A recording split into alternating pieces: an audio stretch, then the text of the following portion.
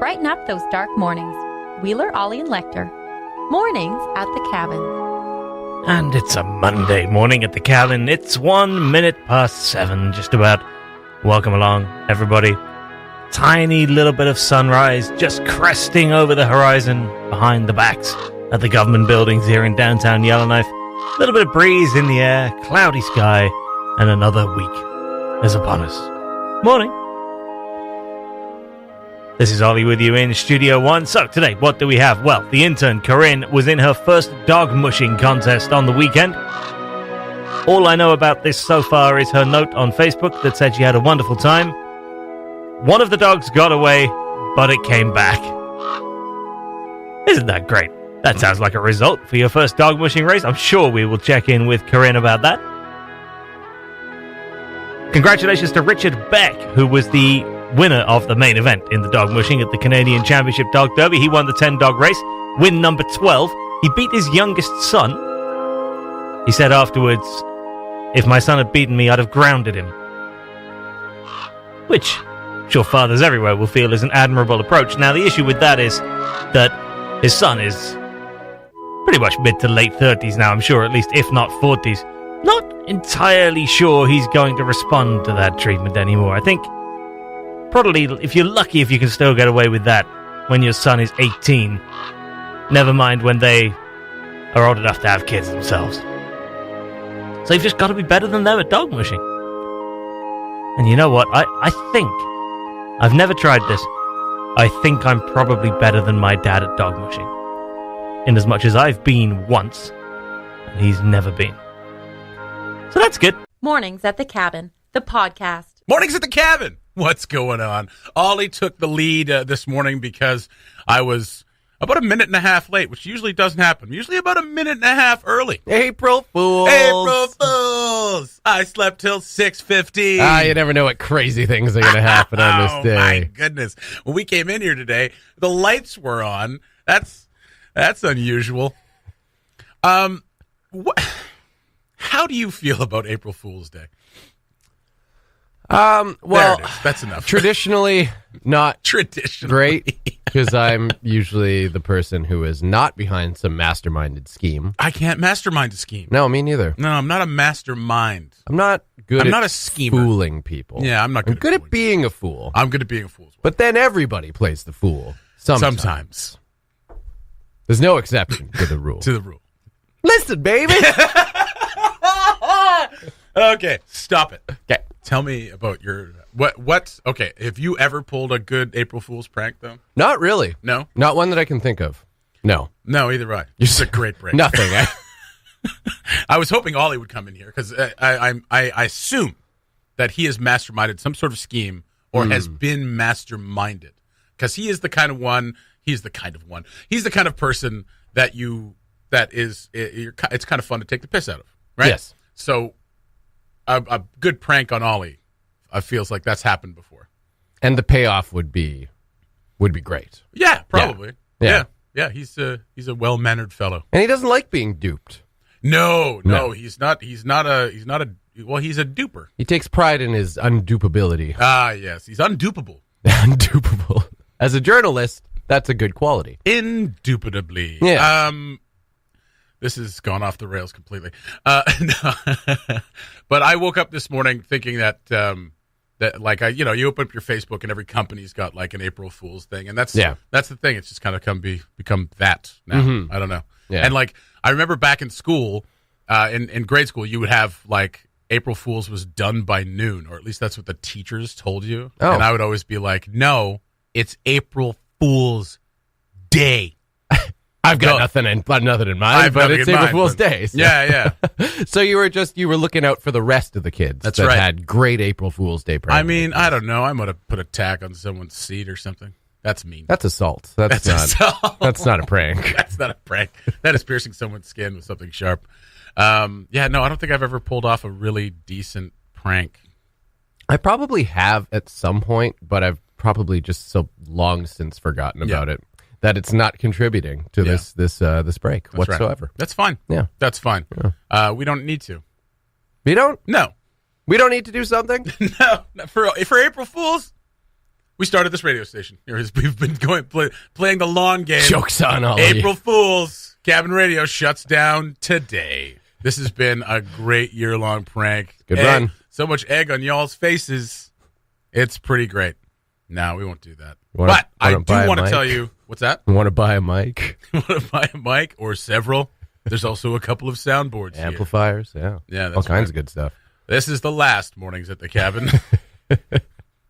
Got him. Got him. Y'all got wheelered. Oh, God, that's something a lot of people have been like, yeah, I know. We might have something up our sleeve. I don't know about that. We might. The Mornings at the Cabin podcast was recorded before a sort of live, thankfully not in the studio, audience. Mornings at the Cabin, now available in 3 Mexican countries.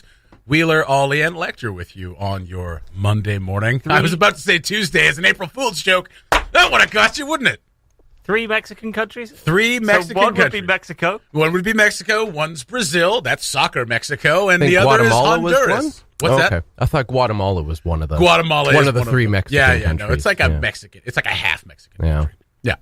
El Salvador, I think, was in there too. Yeah. El Silidor, as I like to call it.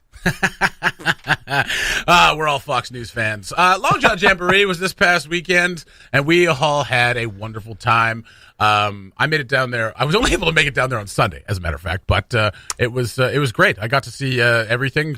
I didn't get to see the ice sculptures as much as I wanted to, because by Sunday they were pretty much done. 2 down. Yeah, 2 down. One fell down about 45 seconds after they released the last support. Yeah. That's how warm it was getting. One thing we will not have to endure this year is the knocking down of them. That made for a great video for us last year, but we've listened to your complaints, and we will not touch anything anymore. So there will be no more fun had. We were just innocent documentarians. That's with right. the last one, I hasten to add. That's right. It's not like it was our idea. Exactly. To smash them with sledgehammers. Yeah, you have to do it for safety reasons. So if you were planning on seeing them over Easter, they're gone. Yeah, the whole safety thing, it was like the safety thing is like it was plausible up until we gave people sledgehammers. Yeah, oh yeah. It was like, safety, they got to come down for safety. So these guys are not wearing safety goggles. Or were they? Do you have to put goggles on? Yeah, there were goggles. I think there was a helmet. There was a helmet. Oh, they No, signed a there waiver. wasn't. They signed a waiver. If they signed a waiver. Everyone's They signed a waiver. safe. Yeah. Okay. Everyone's safe. You got that piece of paper, you get do whatever you want. Yeah. Well, I mean, okay. Us tearing them down in that way probably wasn't for safety. That was for fun, because that's what they do. That's what they did every year. They would knock them down in a spectacular way, and they kind of reserved it for the people that work there as a kind of release, a little bit of catharsis. It's like, I'm going to knock these down and kind of end the year off. And a lot of people got really mad about it.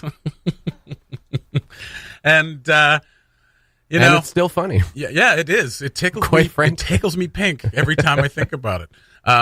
Yeah, like and the one that I always make fun of is like, I wanted to come down there in a few weeks and see them. It's like, it's April. What are you doing? And now that isn't possible because they have melted to the point of falling over. At the Jamboree this weekend, we very nearly entered the Moose FM Truck and Dog contest. Did we? Did Yeah. you? Penny was all for it. I Oh said, my Penny, God. Oh, I'm Penny, sure she it's not was. classy. It's not a classy Yeah. look to enter other radio stations contests and win. Yeah, you would have shined up your beautiful truck and showed up with this gorgeous model-esque dog. Like, I'm here for the ugly truck and dog I competition. said, yeah, Penny, it's not a good look, Penny. And she was begrudgingly accepted that. Yeah. I just sat there and was petted by lots of children Yeah. all weekend long. Yeah, it's like hot people who dress up ugly for Halloween. It's like, you're not ugly. I mean, I really don't think you would have won anyway. You don't have the ugly truck. No, you don't have the Person- ugly truck. No, I don't have an ugly truck. You don't have the ugly Now, dog. does the dog, this is something I needed clarity on.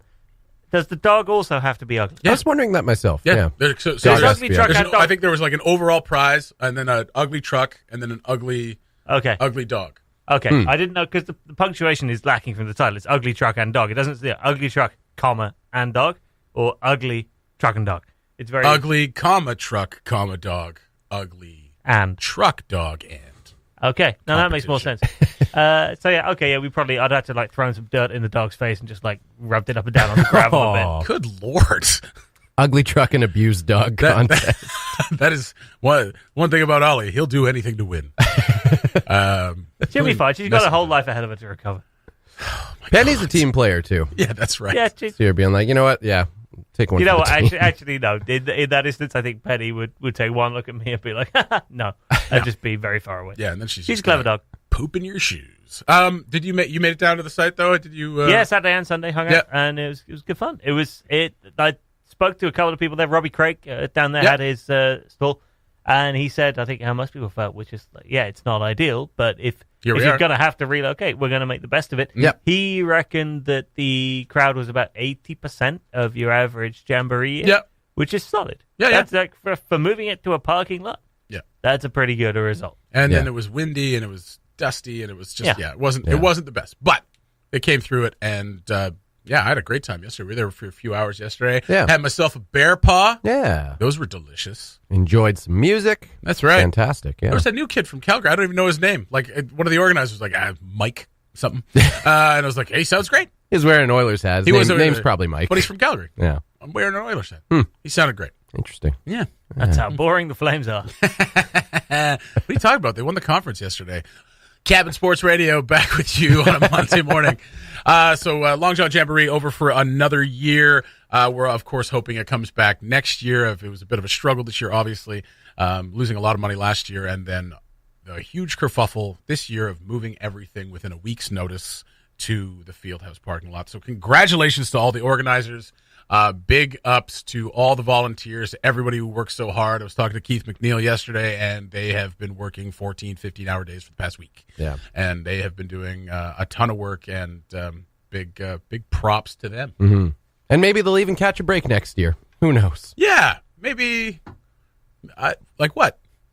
Well, things not, completely changing on the day of or the week before the festival. Can't stop change, Scott. Don't even try. Mornings at the Cabin, the podcast, where we cut out all the great music and you're left with the rest. Lekter and I talked a little bit earlier about April Fool's Day and how we have no fond memories or good pranks from April Fool's Day because we're boring people.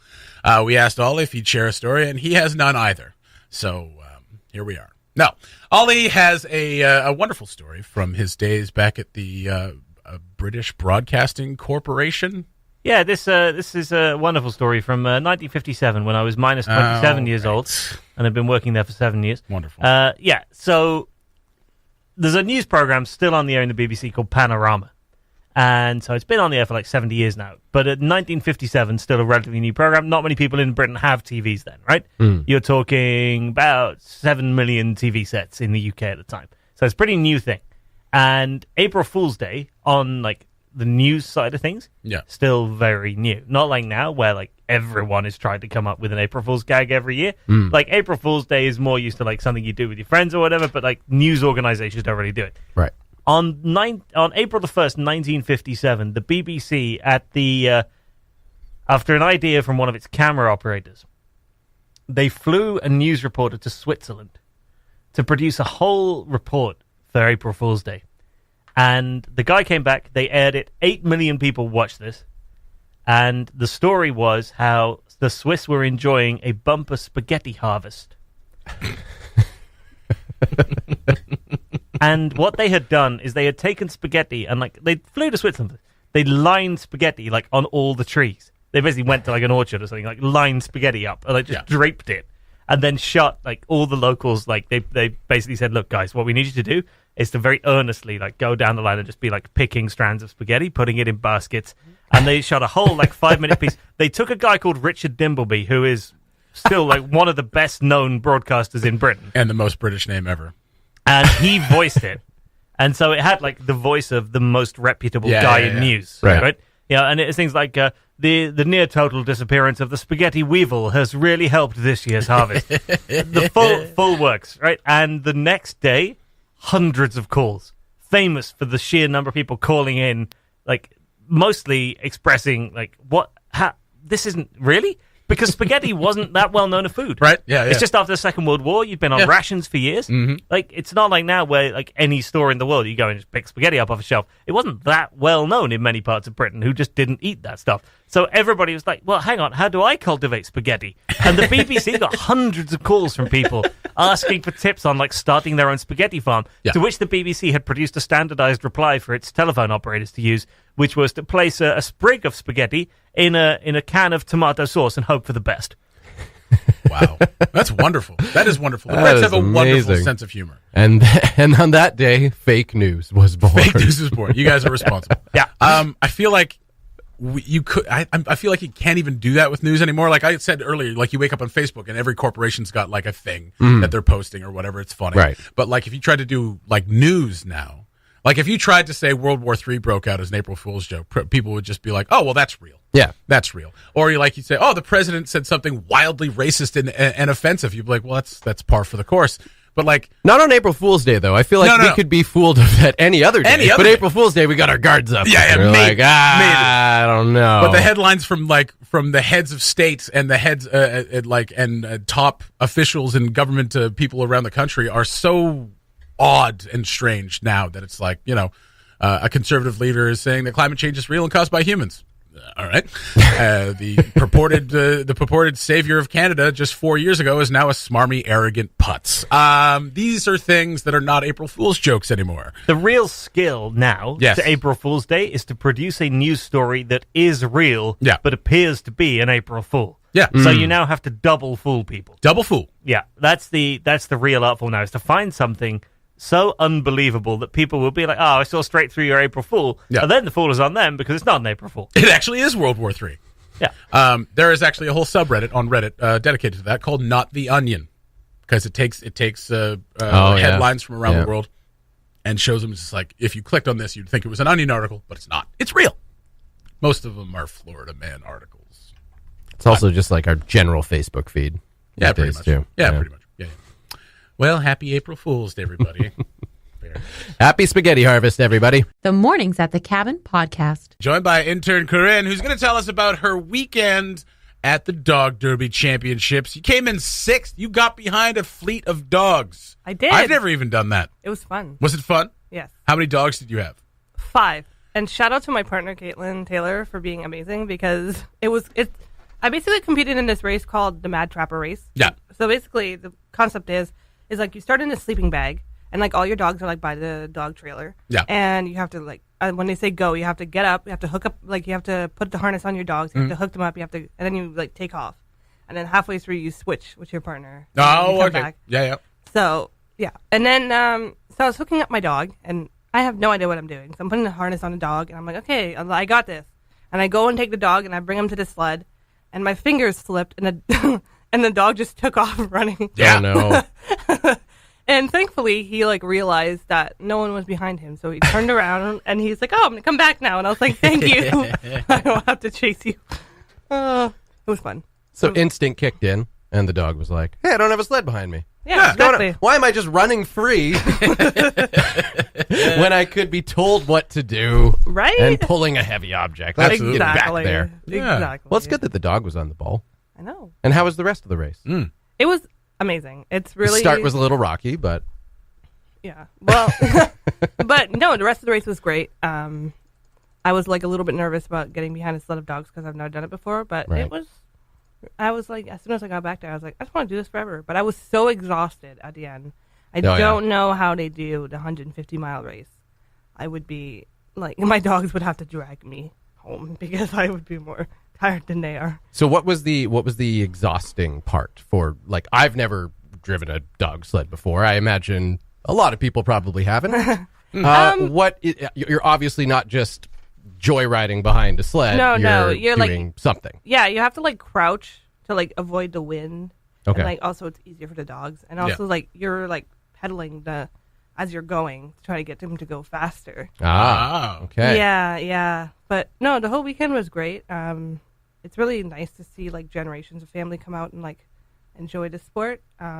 It's really is a generational thing. Like Yeah, absolutely. like the big race, the 150-mile race, there was 3 brothers, and then the son of one of the brothers was competing, and then there was like some other people. And yeah, no, the winner was like, he's like his 12th time winning. Mhm. And The but- Beck family dynasty. Yeah, the Beck family continues. dynasty. It continues for sure.